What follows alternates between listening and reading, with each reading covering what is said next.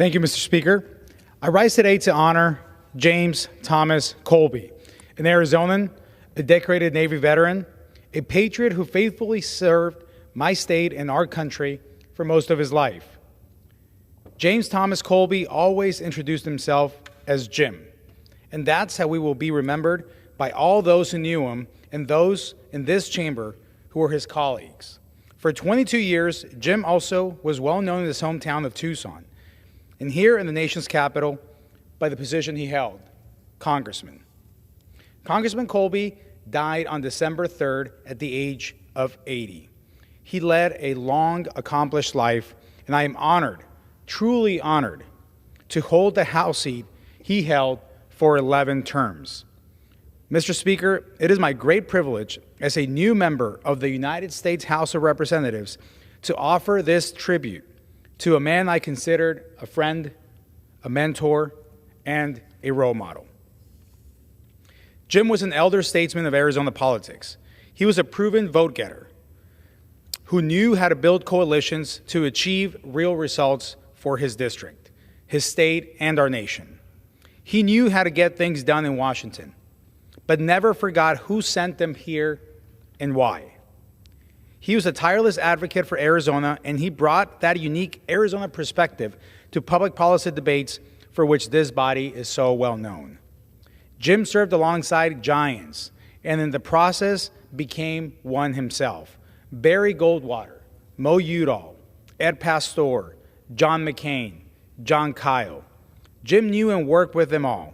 In fact, Jim got his first taste of politics as a young man serving as a page for the legendary Senator Goldwater, who was in his final term when the voters of what was then Arizona's 5th congressional district chose Jim to be their voice in Washington. Jim was born in Illinois, the land of Lincoln, but became a champion of the party of Lincoln in Arizona. He came to the Grand Canyon State when he was 5, with his parents when he left the Midwest for a ranch in the desert of southern Arizona, just a few miles from the border with Mexico. Little did Jim know that back then that our country's relationship with Mexico would become one of his signature issues as a representative from a border state. Jim was a celebrity in big, small town of Tucson. No matter where he went, everyone knew him. Folks would approach him at the grocery store, at the gas station, or on the street. When they stopped him and called him Congressman Kolbe, he would always make sure to remind them, "Just call me Jim." I first met Jim when I was a student at Pima Community College. He was my hometown representative. We continued our relationship long after that first meeting over 2 decades ago.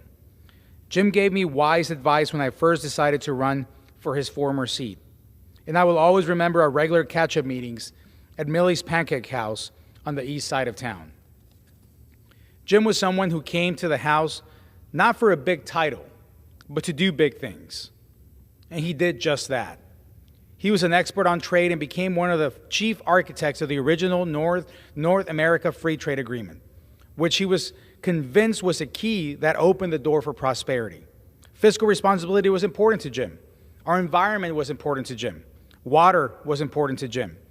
And he was never reluctant to work across the aisle. Jim was everything a representative should be. He understood that the word representative was not a job title. It was a job description. And that's why he came back to Tucson nearly every weekend to hear firsthand what was on people's minds. Jim, my friend, on behalf of the men and women of our little corner of Arizona, thank you. Thank you for your service. Thank you for your steadfast commitment to making our district, our state, and our nation a better place. My prayers are with Hector and the Kolbe family. Mr. Speaker, I yield back.